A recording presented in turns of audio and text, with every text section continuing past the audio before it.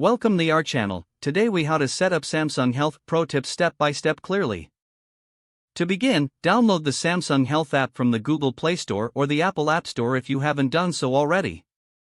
Once installed, open the app and sign in with your Samsung account or create a new account if needed.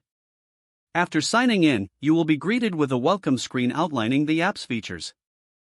Tap Get Started to begin customizing your health profile. Input your age, gender, height, and weight as these metrics will help tailor your experience. Next, set your health and fitness goals based on what you want to achieve. Choose from options like weight loss, muscle gain, or cardiovascular fitness to create a tailored plan. You can then select your daily activity level, which will assist in providing personalized recommendations. Once these details are complete, explore the app's dashboard to familiarize yourself with its interface. Navigate through various sections such as steps, workouts, nutrition, and sleep to understand all available functionalities. To track your steps, ensure the app has access to your device's location and sensors. Sync your wearable device, if you have one, by going to the Connections section and adding your Galaxy wearable.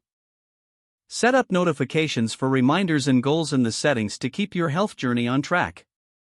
For nutrition tracking, input your daily meals by selecting foods from the extensive database. Utilize the barcode scanner feature for quick tracking of packaged foods.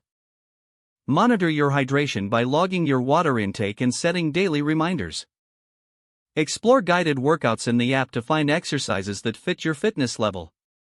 Track your sleep patterns by enabling sleep logging and ensuring it syncs with your wearable device. Utilize the Insights feature to analyze your progress and make necessary adjustments to your goals. Stay motivated by joining challenges within the app and connecting with friends for accountability. Remember to regularly check your progress to stay informed and motivated on your health journey.